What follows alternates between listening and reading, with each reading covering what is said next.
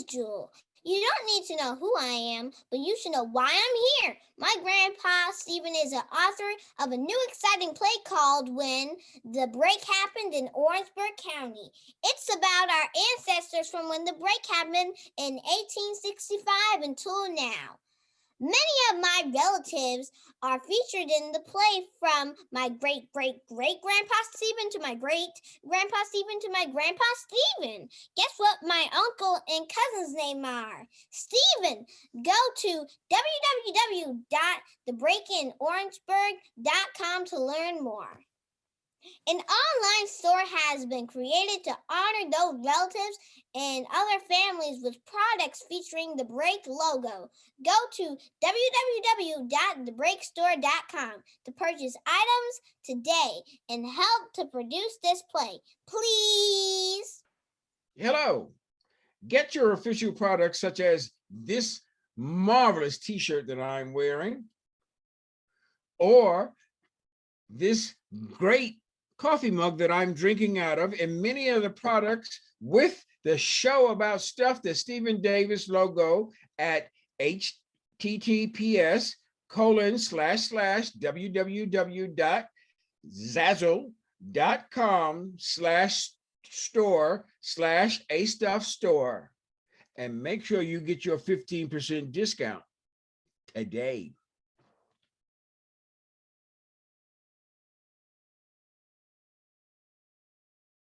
Welcome to a new podcast show about stuff.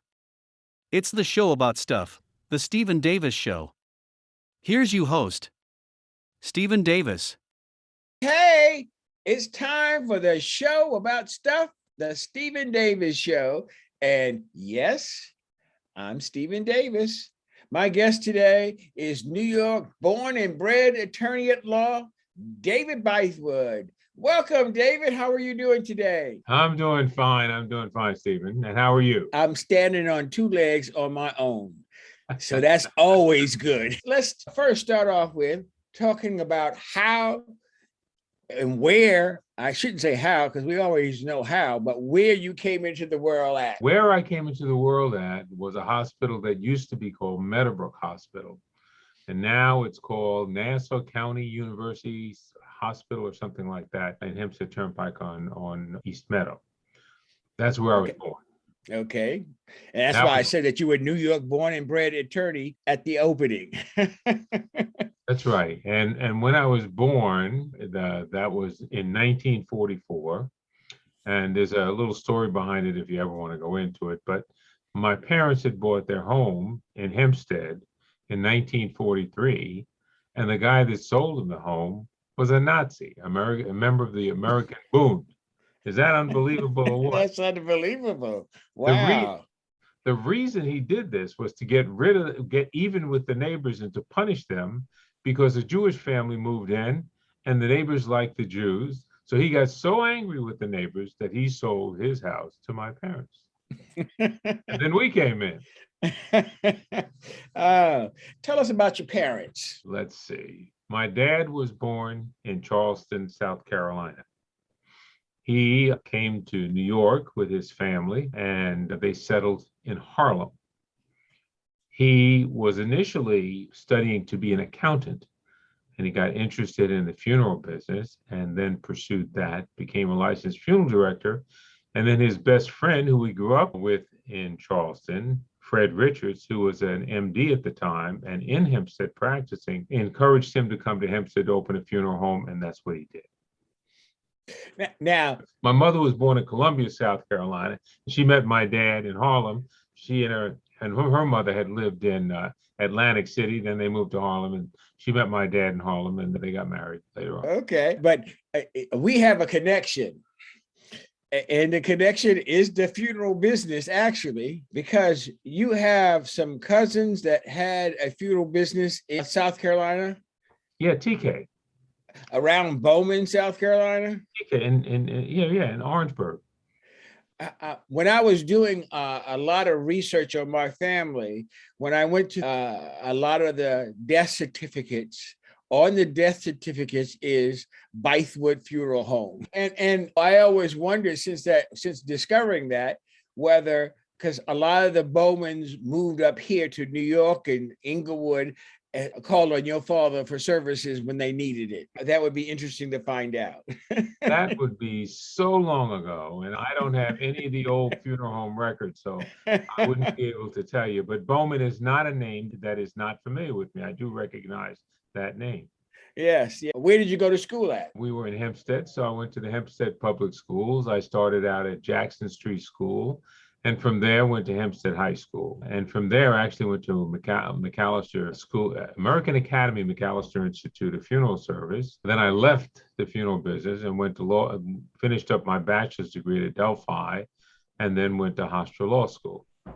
Now, did you go to the academy because you had a desire to be in the family business, or was you nudged by your father to follow him? Let's say that there was a big nudge. When did you? That's what parents do. That's what parents do anyway if they start something.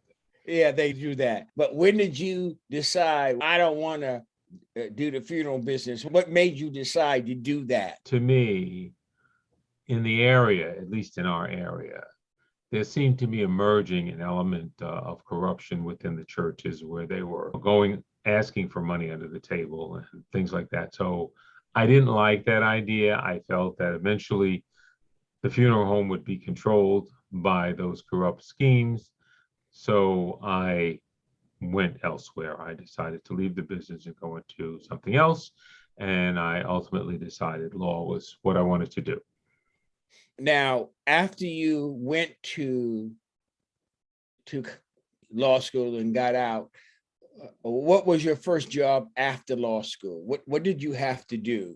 Since I had spent 10 years in the funeral business, I was a lot older than the other graduating law students. So it was difficult to get a job. And also I had a position with the government, but President Reagan canceled all of those positions. So I had to start practicing on my own. Mm-hmm. So I started out as a single practitioner. What is the difference in mindset between being in the funeral business and being in the law business? I don't really know that there is such a difference. I don't look at the funeral business as having a mindset, except that it is a business. You have a certain type of service that you have to perform, and you have to perform it so that you take care of your clients. So whether I was taking care of clients in the funeral business or taking care of clients in the law business, my look and understanding and feeling about that type of thing is the same. I was more thinking of the line that when you're dealing with death, it takes a certain mindset anyway to be around dead bodies all the time and to confront grieving families. In some ways, that's true as being a lawyer because people are in trouble and they're coming to you. But sometimes to me seems to be a different mindset in terms of being able to do it. Because I remember when I was growing up, there was this funeral home director in North Carolina, and he used to visit the churches all the time. And sometimes he looked at the particularly the older women as here comes a client. The whole idea was to help people, and we understood it. My father did a number of things because we were a lot better off than many of the people in the community. So my dad did things to reach out to benefit the community many times, and he was more than just a funeral director. He was very active in the NAACP on Long Island from the time that they moved to Hempstead. And in actuality, because Hempstead was such a racist place that was filled with so many American-born Nazis, that it was very difficult to survive. Our neighborhood started as an all-white, non-Jewish neighborhood, but over time, it changed. So when I was still too young to understand what was going on, but was told by one of my father's NAACP members who was very proactive, they selected him, my dad, to be the candidate for the Hempstead Public Schools Board of Education. Back, it was either in the 40s or the early 50s. And with that election, he was identified by the racists as being a communist and everything else. And an interesting fact about that election was that up until today, in that election, that was where Hempstead had its highest percentage of voter turnout in its history. And it was to keep my dad off the Board of Education. Were they successful? They were successful keeping him off because even though he was the NAACP candidate, he did not win the election. How did that affect your life going forward in terms of the decisions, particularly in being a lawyer? Was there some traces of that happening that made you to be the person that you are today? Actually, no, I was too young. I didn't even know about that until I was close to leaving the funeral home. And at that point, when I was close to leaving the funeral home, I was walking in Hempstead Village. I forgot what I was there for. And the aunt of one of my high school classmates and my high school fraternity brothers, Mrs. Joseph, she stopped me.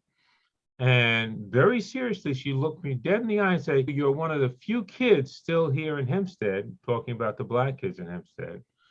"And you're seeing what's going on at the schools and you're not doing anything." I was taken aback because I didn't know what was going on at the schools. When I left Hempstead Public Schools, I left Hempstead Public Schools. I never even considered it.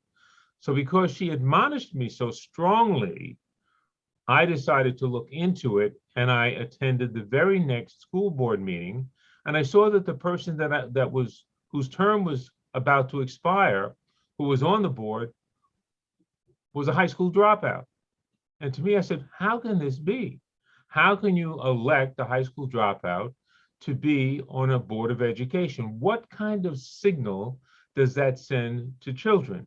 So I ran in the mid to late 70s, I guess it was more towards the late 70s, for a seat, and I won the seat on the Board of Education for Hempstead Public Schools with a 17% margin of victory. And I ran as an independent, by the way.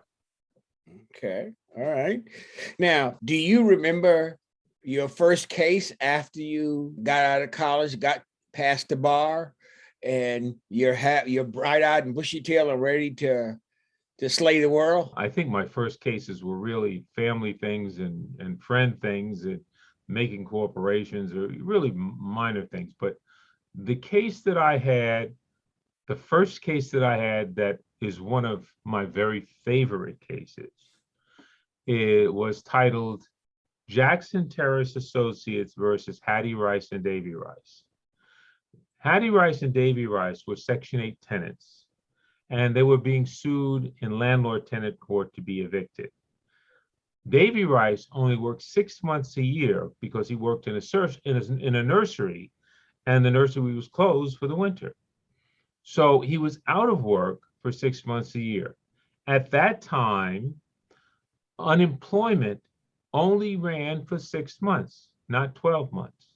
So the Section 8 formula was based upon that formula for 6 months. However, the landlord, from the time of these people, the Rices being, and probably did it to a lot of people, Section 8 tenants, calculated the tenant's rent amount based upon 12 months, which doubled the rent that he should have been paying.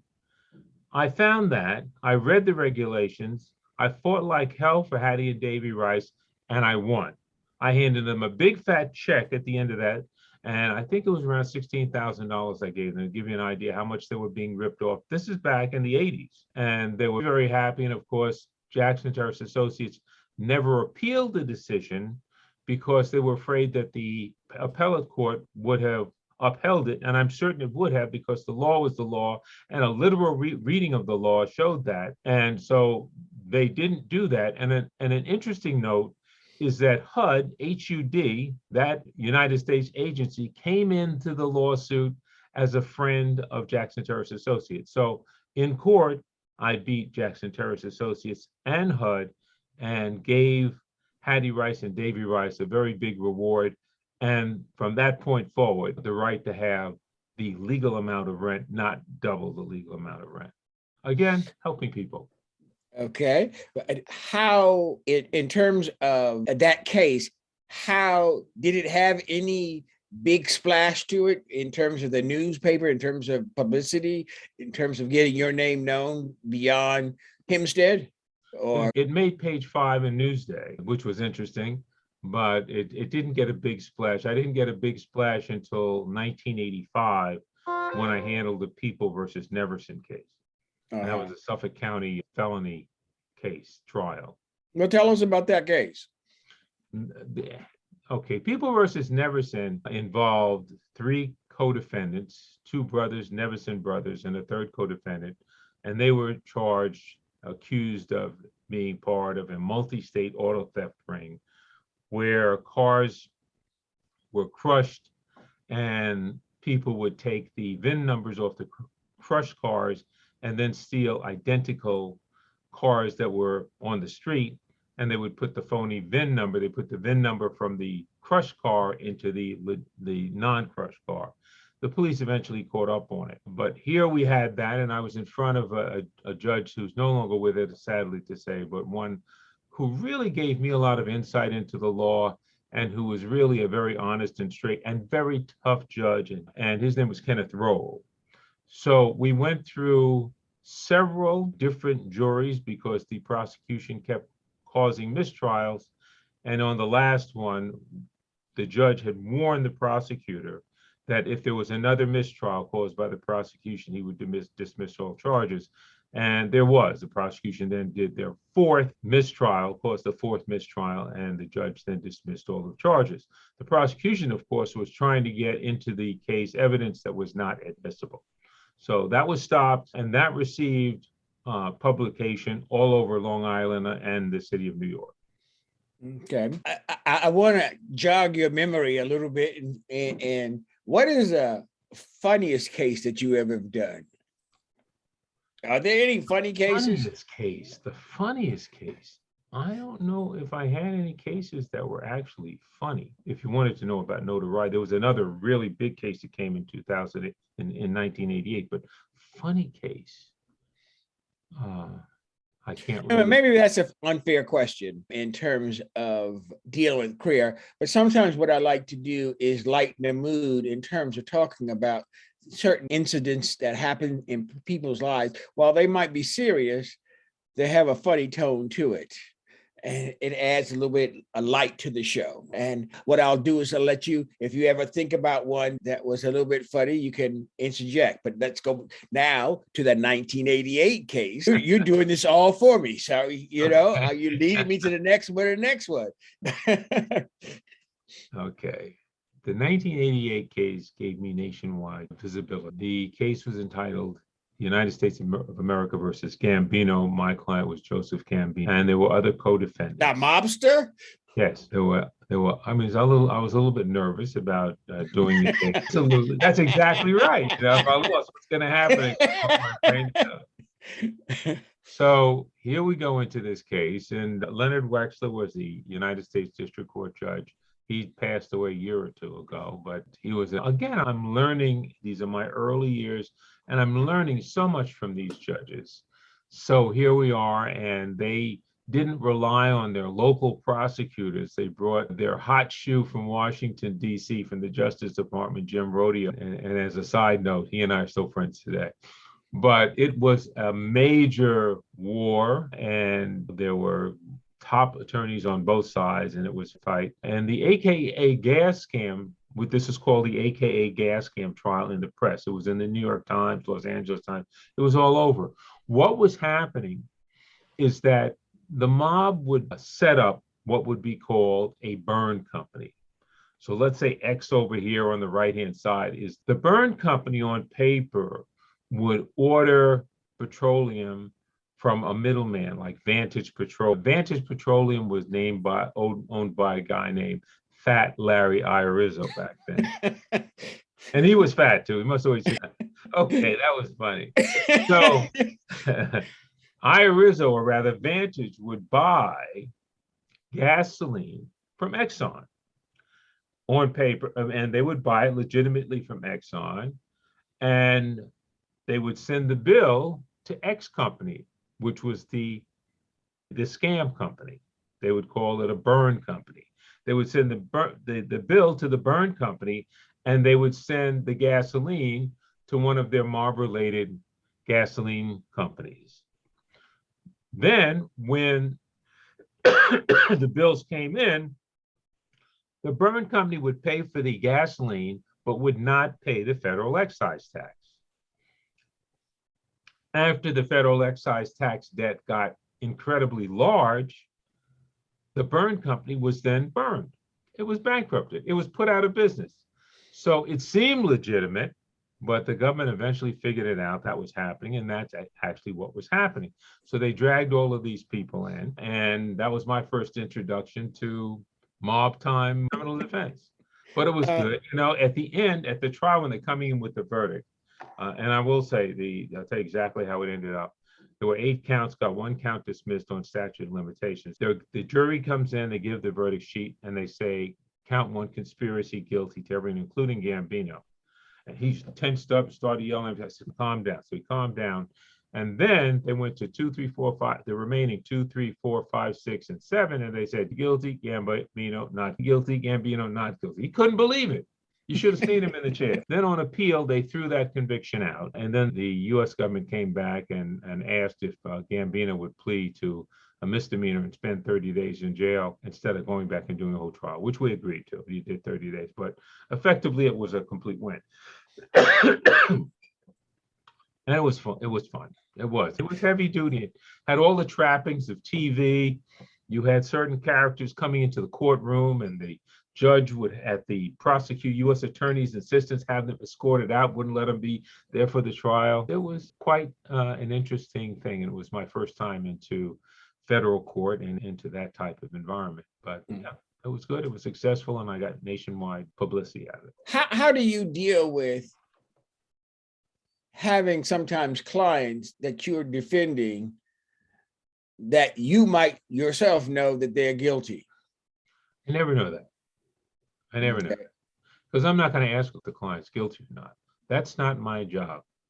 My job when I'm representing a client in a criminal environment is to ensure that when my client is prosecuted, that the prosecution has a case. So I'm not there to be a prosecutor. I'm not there to convict my client. I'm there to make certain that the prosecution has a case. And if I can show that the prosecution does not have a case, then my client is not guilty. So that's what I do. So prosecutorial overreaching is something that causes there to be acquittals because they say that they have something because they want to charge the person, but they don't necessarily have the facts or evidence to charge and convict the person. No, I never ask a client that. So law is about the law and what it is and what it says. And what you can prove. And what, of course, absolutely what you can prove. It should be, but not always. If you look at this present trial that's now, the jury now has the Rittenhouse trial, the judge has been very obviously biased in favor of Rittenhouse, the way he treated the prosecutors, which violates the United States Constitution because the United States Constitution guarantees to all parties, prosecution and defense, a non-biased or unbiased judiciary.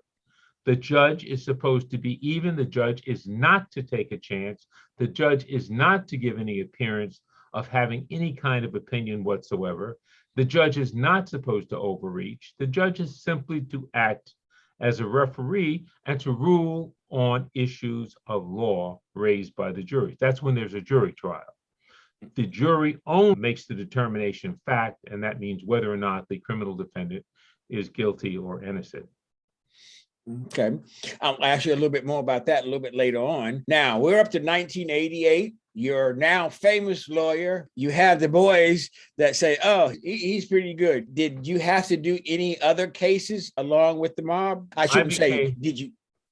I became Joseph Gambino's lawyer until he died of natural causes. So I was always successful defending him. As far as other mob cases, when I was retained, let me give you the whole scenario on how it started with Gambino. In my office, and one of my clients, so we'll just call him Nicky, that is his first name, I won't go to his last name.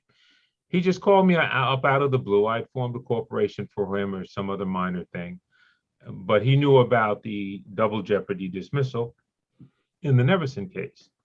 So he called me up and he asked me if I would do the arraignment for his uncle because his uncle's lawyer was sick and in the hospital. I said, sure. So I said, what's his name? Joey Gambino. So now, when he said, okay, I was going to ask you that. Did you look at the phone? What did you say? No, I didn't say that. I said, this is an opportunity that I'm not going to blow, because I probably will never get another case with this much exposure. So I said, yes, Nikki. And I went out there. I shot out to at that time, the United States District Court for the Eastern District of New York was in Hog, and on Rabbro Drive. I shot out there and I did the arraignment, and I was really up on the law with regard to bail and everything else. The co-defendants had all been released on $1 million personal recognizance bond. When I finished arguing with the judge on the bail against the prosecutors, Gambino was released on $500,000 personal recognizance bond, meaning that he was only one half the amount responsible as the other co-defendants. So I guess he liked that because I guess about a week and a half later, Nick called me again and said that his uncle wanted to hire me. So Gambino comes out to my office, which was then at 1325 Franklin Avenue in Garden City, and he sits across the conference room table from me. And the first thing he says to me is, I'm being severely criticized for coming out here and speaking to a nigger lawyer. Of course, I didn't react. Maybe he thought I was going to react, but I didn't react. I paused for a moment and I looked him dead in the eye and I say, Mr. Gambino, there must be something you like about me. So why don't we talk money? And that's what we did. We agreed, and that was the beginning of that relationship. Okay. How long did it last? I know you said till he died, but give my audience a sense of the timing. It was sometime in the late 90s, I think, that he died. Okay. The trial itself lasted for several weeks. Okay. So it was about 10 years that you had a relationship with him as a lawyer. Yes. Okay. Now, because of the attention that you gotten from that trial, did other folks come forward to ask you? Was there a rush of clients wanting your services? I'd say my practice picked up quite a bit. One of the most interesting of the clients that came in was Richard Big Pittman. He was a professional heavyweight, and he was accused of conspiracy to kill a police officer and other related charges. So it was a big time case in Queens and the Supreme Court over there. But yes, my client intake increased substantially as a consequence of that and the publicity I got from that. What are some of the other cases that resulted from that? I guess the Pittman case would be the most interesting because I had a cast of characters from the boxing world. I guess the best known was Al Gavin, and he was Lennox Lewis's cut man. He was also Pittman's cut man.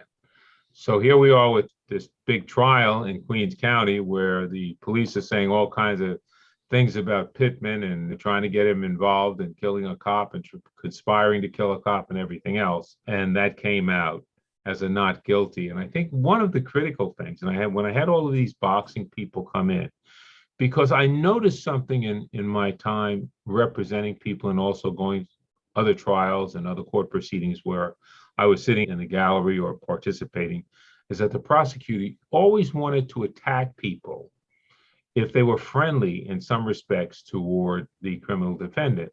So I took Al Gavin and the other boxing people in a room because I knew that they were going to be challenged left and right. And I knew that if the prosecutor identified them as a friend of Richard Pittman, that this would cause there to be a big negative on their testimony and reduce a lot of its weight. So I said, I have to instruct you guys on what a friend is. And a friend is not somebody who you just see at work every day. That's a friendly acquaintance. A person who is your friend is a person who visits your home and who visits your home socially on a regular basis. That is how you define friend. Anything else is a friendly acquaintance. They understood that. They went in and they acted as witnesses, and sure as shooting, The prosecution said, but you're Pittman's friend, right? And they would say, no, we're friendly acquaintances, but no, we're not friends. So it really shocked her. And she looked like something like Morticia, always dressed in black with white hair.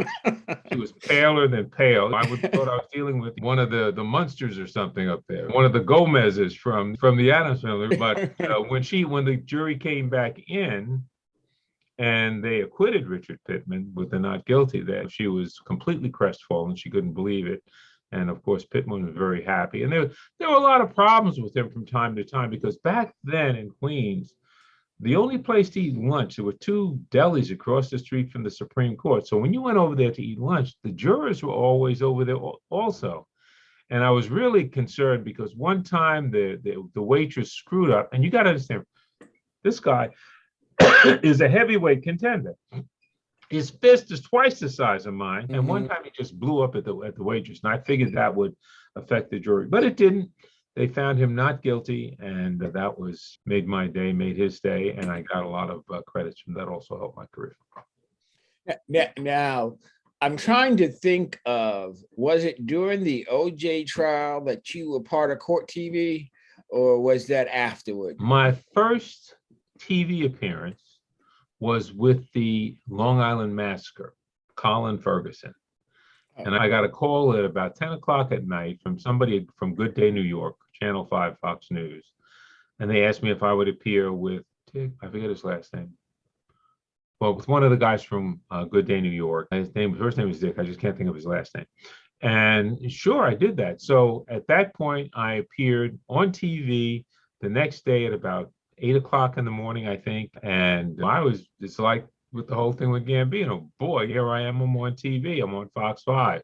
So they called me back at the close, when the jury was deliberating.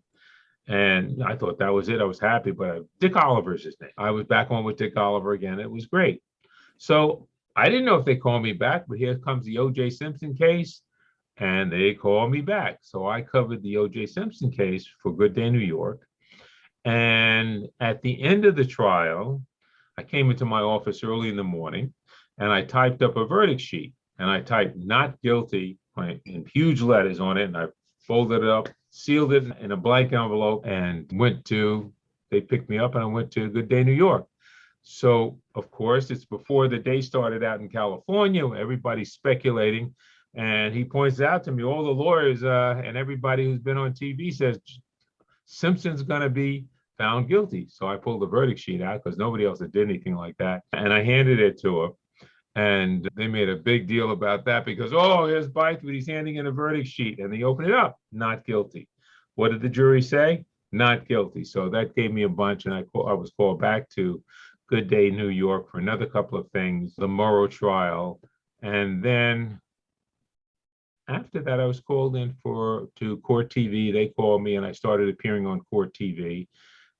And I don't remember the case that was the first case, but I covered tons of cases on Court TV. And my last days with Court TV were pretty much always with Nancy Grace. And this is during her last days there, and then she went to CNN. But we always fought. I was going to ask you, how did you get along with Nancy Grace? We got along fine until the end, because Nancy just was not well-versed in civil law. And sometimes civil law takes precedent because a prosecutor has to take into consideration, or should take into consideration, the ramifications of what that prosecutor does or what that prosecuting office does. And the case that comes to mind is this case where this guy was having a barbecue. And among his guests was a young couple with two young children. I think it was a 2-year-old girl and an infant boy. So they came into the house and they started giving them water out of the tap. And the defendant came in. He said, no, don't give them that. I have all this wonderful spring water that I got from the spring up the street. And it's sweet and it's delicious. So he goes down and gets a bottle of water. He doesn't look at it carefully enough and he brings it back up. Unfortunately, among his bottles of spring water was a bottle of water that had arsenic in it that he used to kill. Ooh. That's the one he grabbed. He didn't realize it. He gave it to the children. It killed the infant, and the little girl who was 2 years old or such, she was hospitalized. So he was found guilty of an intentional act, of an intentional homicide by the jury. And then when that happened, because I was on with Nancy at that time, I said, Nancy, the prosecution made a terribly bad error here. And their terribly bad error was to prosecute this guy for an intentional act, because insurance companies will not pay if there's an intentional act. It has to be negligent or reckless. But if it's an intentional act, you do not have insurance coverage. And therefore, if this little girl, all of a sudden, 6 months from now, gets violently ill as a consequence of that arsenic poisoning, she's not going to get anything from this guy's insurance company. There's no coverage. Nancy didn't want to hear that. And she comes out, what do you mean? What do you mean? Murderer, Robert Blake, murderer, Robert Blake. I said, Nancy, Robert Blake was never convicted of murder. Then she goes, what do you mean? What do you mean? Murder O.J. Simpson, murder O.J. Simpson. I said, Nancy, O.J. Simpson was never convicted of murder. Then she goes, what do you mean? What do you mean? Michael Peterson. I said, Nancy, did you mean Scott Peterson? She wasn't my friend anymore after. That's the problem. She should have just accepted it and discussed it, so the people who were listening to the show understood that an insurance company will not cover an act that's intentional, the results of an act that's intentional. Only negligence, recklessness, and intentional acts are not covered by insurance. She should have done that. So therefore, there were a lot of people who were probably misled by what she did. Hold on just a second, Bythewood.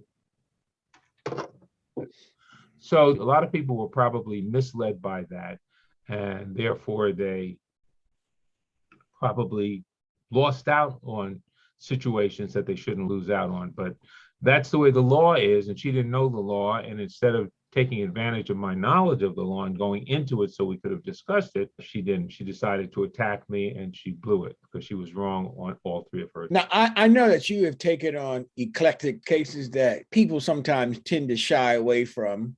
And I remember one client that you were either attempting to get, or you did get them, was at the time the Libyan government. Well, that was with your help.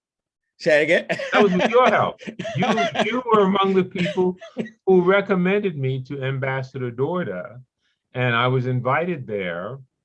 At that time, Libya was persona non grata with the United States, and due to a presidential order, it was illegal for any American, for any U.S. citizen, to do business with Libya or to accept money from Libya. I had to go and make an application to the United States government to get a license from the United States government, one, to represent Libya in the United States, and two, to receive money from Libya.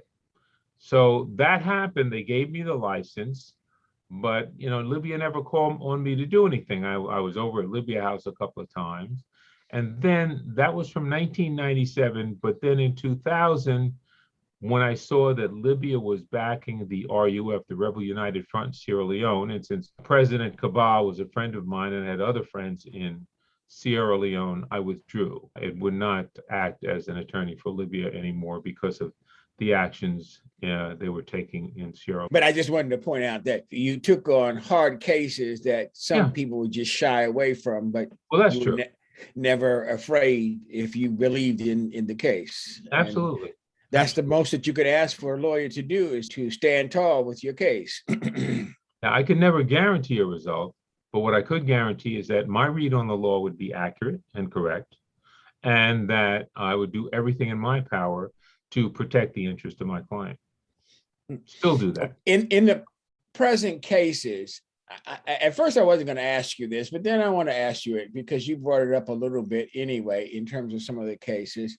When you're looking at particularly the case in Georgia that's being done today of the Black guy who was killed jogging. First of all, what is your take on the trial in terms of how it is going? It's an interesting trial. I think that The prosecution is doing a decent job there. I look at this case and I see here we have these three individuals who see Arbery. They say they see him and they have video of him going into this house under construction. But a point that I didn't see, and of course I'm not watching the jury all the time, a point that I never saw being made was the fact that there were no signs saying no trespassing or keep out at that construction site. To me, in that regard, the construction site was even what would be called an attractive nuisance because children would be attracted to go on there. But since there was no sign saying keep out, Arbery had every right to go in there and look at whatever he was looking at in there. Who knows what he was looking at? He wasn't taking anything. There was no evidence of him doing anything wrong at any time. And the defendants have even admitted to the 911 operator and the police, no, we didn't see him do anything wrong. We never saw him commit any crime or take anything from that site. However, they still drew the conclusion that he was a criminal. Or maybe they didn't draw that conclusion. Maybe they just felt that maybe this was their opportunity to kill him or to hurt him or to create a problem, maybe to keep him out of the neighborhood. Because we'll make life so tough for him that he will not jog through this neighborhood anymore. And then it went totally out of control with 2 or 3 shots from a shotgun, but then several shots from a pistol from the back of the pickup truck. Now, obviously, the shots from the pistol have no justification whatsoever. And neither do the shotgun shots. They say Arbery came at them. Arbery did not come from them at the beginning. They just pressed their pursuit.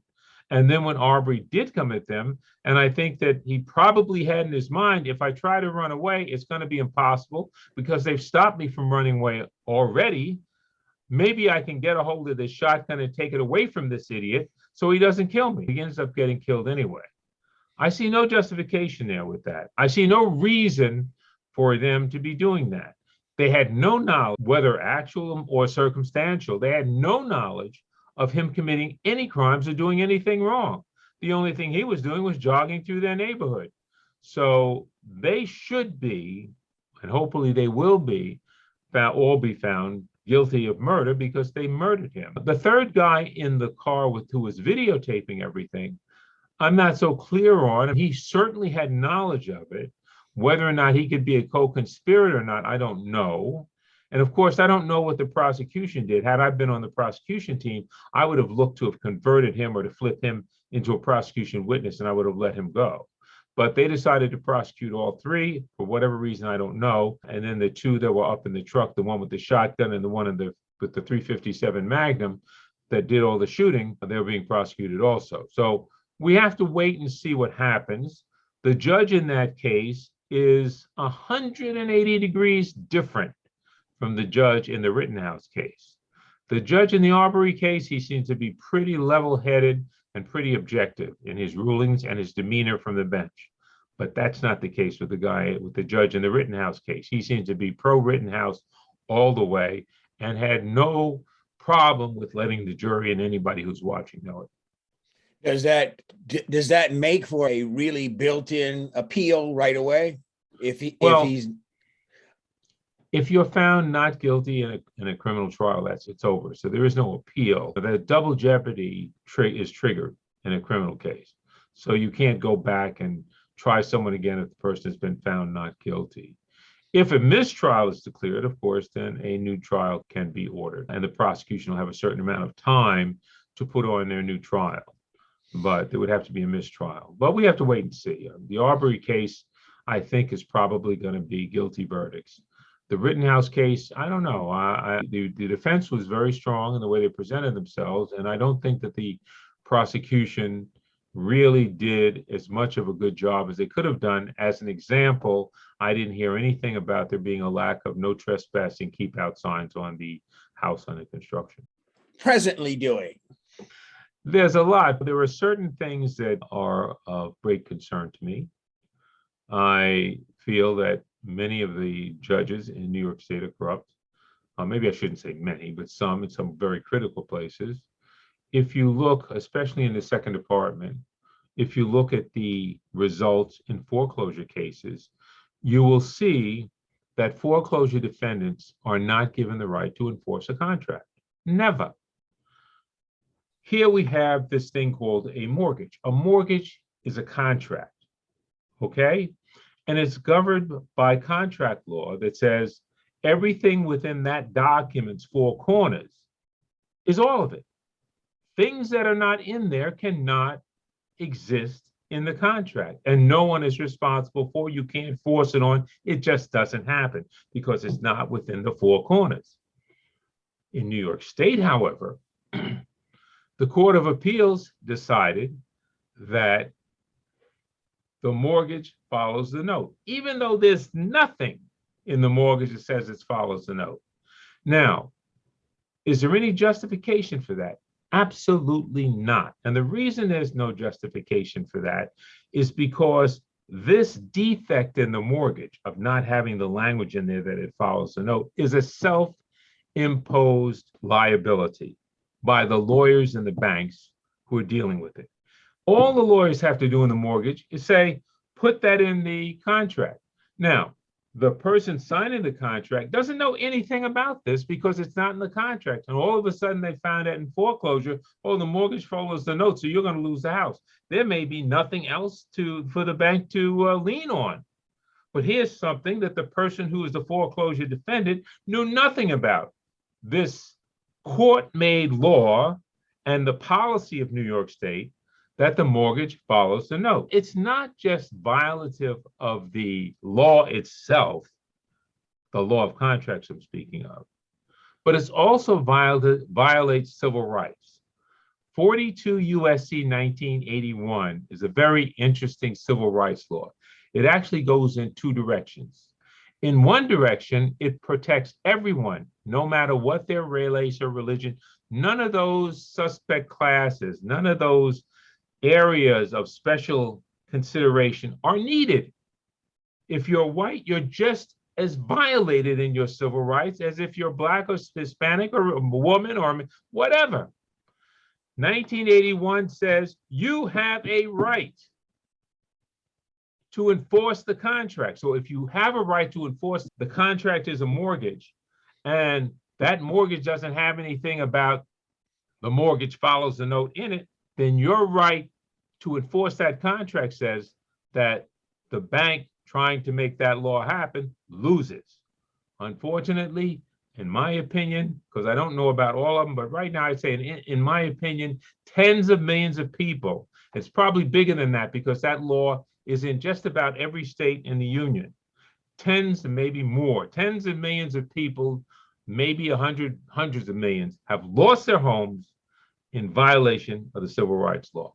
And nobody who's a politician that I've spoken to seems interested in doing something about it. And all they have to do is look at the statute and look at how the Supreme Court explains how it works.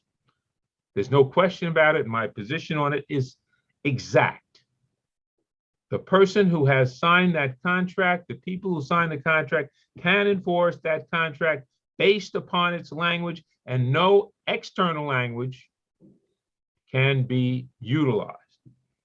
So that's one of the biggest problems right now sitting in this office, because it's just absolutely horrendous that the state of New York would consider that. And maybe the sitting governor will look at that and investigate it. Maybe the attorney general who wants to be governor will sit at it and look at that, because they all should be working to get rid of it. The problem is corruption. What's the corruption? The money that flows into their campaigns from the banks. That's got to stop.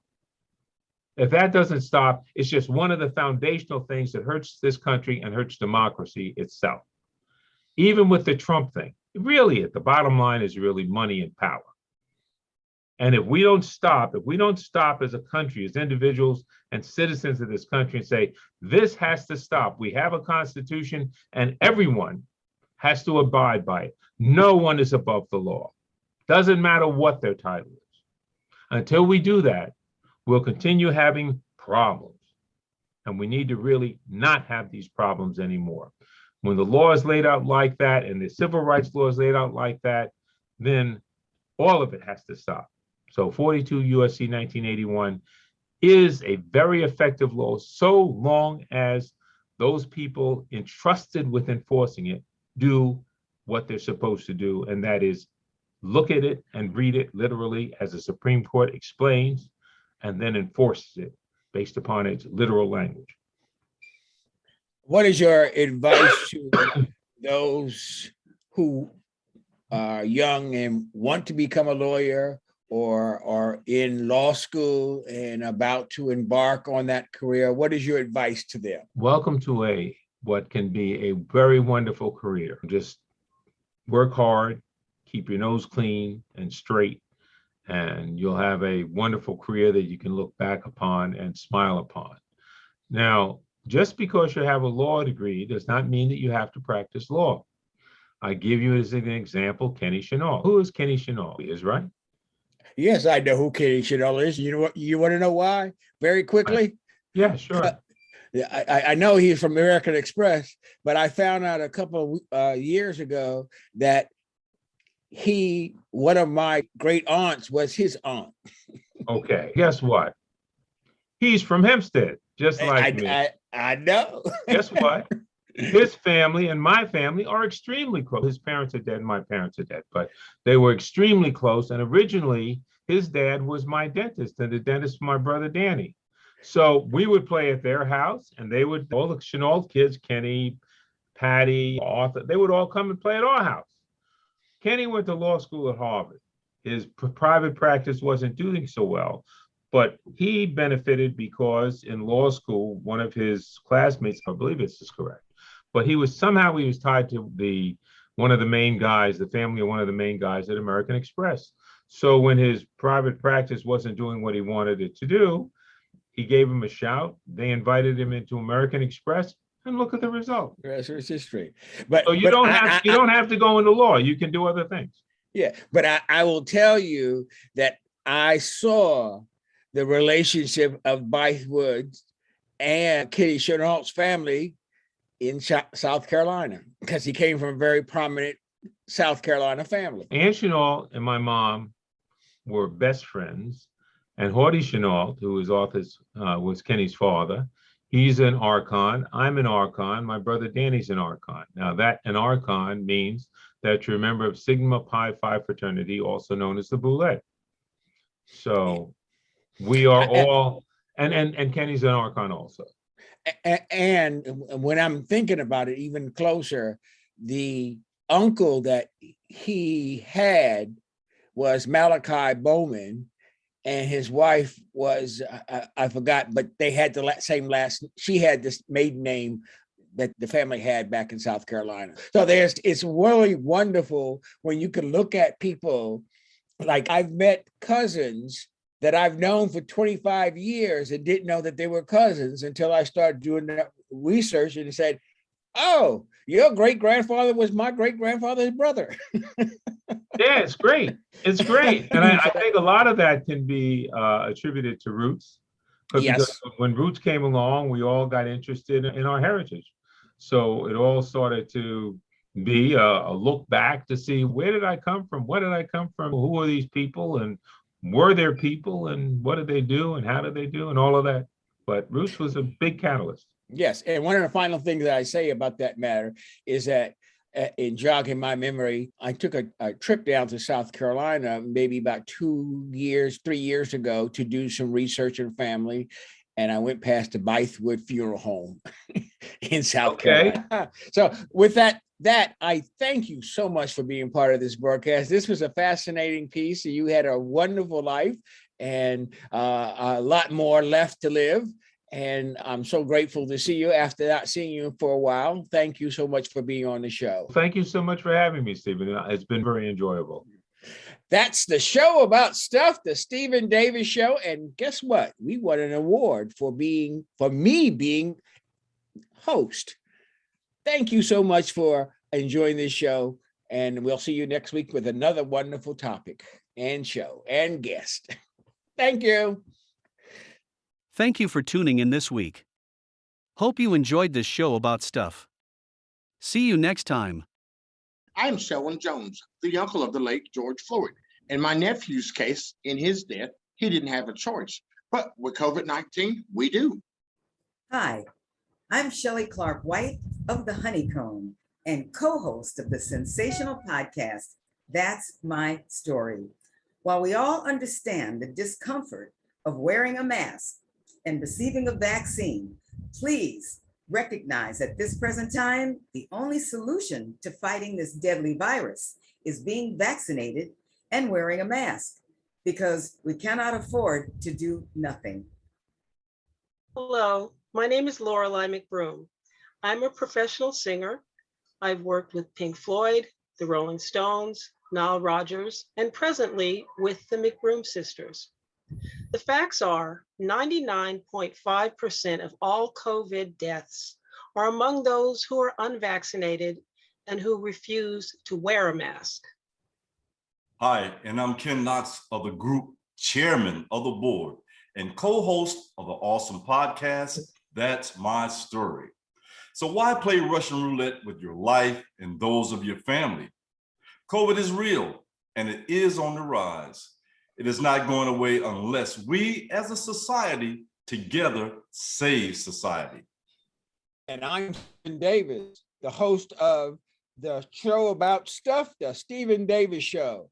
That means that at this time in history, getting vaccinated and wearing a mask for all of society is all important. The life you may save not only will be your family's and yours, but more importantly to me, my family and mine. Do us a favor, get vaccinated, wear your mask, please.